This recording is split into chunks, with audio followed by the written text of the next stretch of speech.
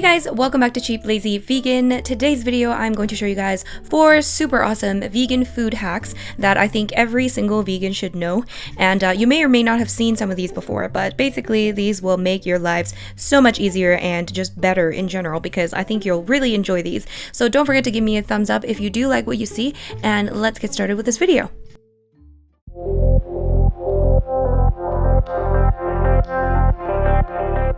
So for this first hack, I'm going to cook up 1 package of instant noodles, just the noodle part without the seasoning packet. I like to cook mine in a pot on the stove, but you can also put it into a bowl and add some hot water and then microwave it for a few minutes in order to cook them if you'd like. Once the noodles have finished cooking, you are going to drain them and then you're going to put them into a big bowl. Now I'm going to add a big spoonful of peanut butter. And I'm also adding a little bit of the seasoning packet. Now I've only added about 1/3 of the seasoning packet. I wouldn't recommend adding too much because it's going to be too salty. And then we are going to squeeze some lemon juice on top as well. I think I'm using about half a lemon here. And we're also going to add a little bit of sriracha on top, and then we're going to mix it together. Now if it doesn't mix very well, I recommend just adding a little bit of water to help the process.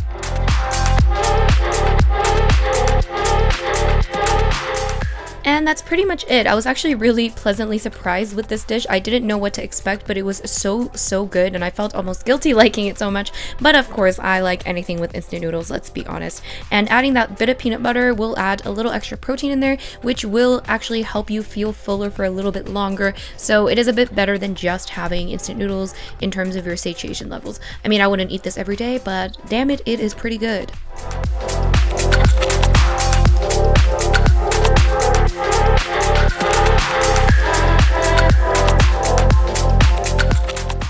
So for this 3-ingredient burger, you're going to start off by processing a can of beans. I'm using red kidney beans here, and I'm basically going to add them into a food chopper or food processor and just process them until they're a bit like, I don't know, mashed up together. You can mash them with a fork if you'd like, but I just generally don't like doing that because, I don't know, it just takes forever when I mash beans with a fork, so I generally prefer to blend them in a food processor or something like that. So once the beans have processed pretty well, you're going to add them into a big mixing bowl. And don't worry if they have, some chunks in there still, it doesn't really matter. And then you are going to add 1 cup of oat flour and 1 cup of store-bought pasta sauce. And then you're just going to mix it well together. Now, if you have only oats, you can actually blend the oats with a blender to create oat flour. So that's what I would recommend doing. So use the same amount of oats, use 1 cup of oats and blend them into oat flour with the blender. And once that is nicely mixed together, you are going to take a little bit of oil, heat that up on a non-stick pan, and then you're just going to scoop out the mixture. And I like to just flatten them out with a spatula to make the patties. And I would recommend wetting the spatula with a bit of water because the mixture can be a bit sticky. So that is what I would recommend. And yeah, and that's pretty much it. You can just cook it on each side for a few minutes on medium heat, I would say, until it's kind of nicely browned. And I have that little one there. I feel like this mixture could make really good meatballs as well. Well, bean balls, I should say. But yeah, look how nicely it cooks. I'm sure you could also bake these, but I didn't try doing that, so...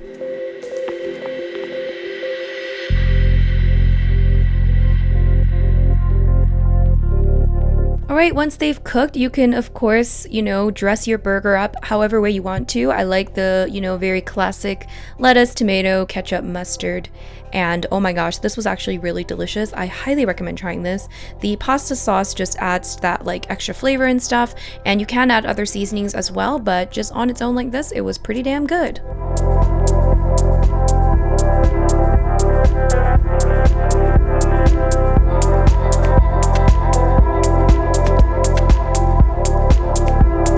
Now, if you've been following me for a while, you've probably seen this cookie recipe before, but for my new subscribers and for people that haven't been in the vegan community for a while, here we go. Now, we're gonna mash up 2 ripe bananas. So I'm just using, a fork to mash them up, but you can use whatever. And we're gonna add 2 cups of oats. Now, I'm using oat flour here because I just wanted to experiment, but I honestly think that using oats is better from my experience, so I would recommend doing that. And I'm also adding a little bit of chocolate chips. I think that was just like half a cup of chocolate chips. That is totally optional, and you can add other, you know, add-ins if you'd like. But yeah, then you're just going to scoop out the batter onto a baking sheet with some parchment paper, and then you're going to flatten them out with a fork. Now again, I recommend wetting the fork with water. And then we're going to bake them at 350 degrees Fahrenheit for about 10 minutes. And then that just creates the world's healthiest cookies. And these are just very, very simple and healthy. There's no added sugar in there, of course. I mean, I added chocolate chips, but you know, who cares? And you can have these for breakfast or as a very healthy snack.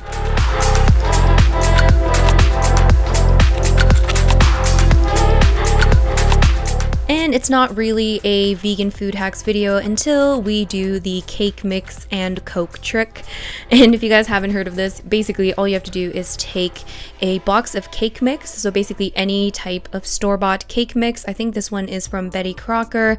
And a lot of the cake mixes are actually vegan by default. So just check the ingredients list.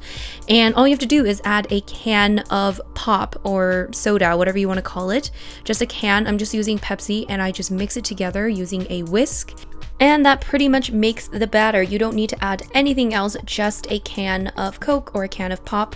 And you can also make cupcakes out of this, so that's what I decided to do. And I made a bit of a mistake because I only have one muffin tray, so I decided to just like fill up the entire muffin tray with the cupcake batter, and it turns out it kind of overflowed. So overflowed, is that a word? Anyways, yeah, I definitely put way too much into this tray. I should have just done 2 batches, but you know, homegirl does not read the instructions, so this definitely like was a little bit too much batter for this, but you live and you learn. So as you can see here, very soon you're going to see that it is like explosive. Kind of looks like cookies actually.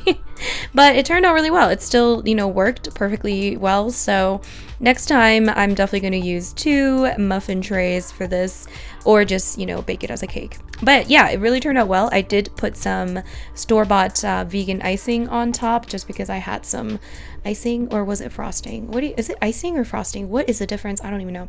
Anyways, I had some left over, so I just put some on top, and it didn't turn out like the prettiest cupcakes, but it still turned out okay. So definitely give this a go if you haven't tried it. It's really fun. It's just kind of like a nice way to make a last minute cake. Hopefully yours will turn out a lot prettier than mine did.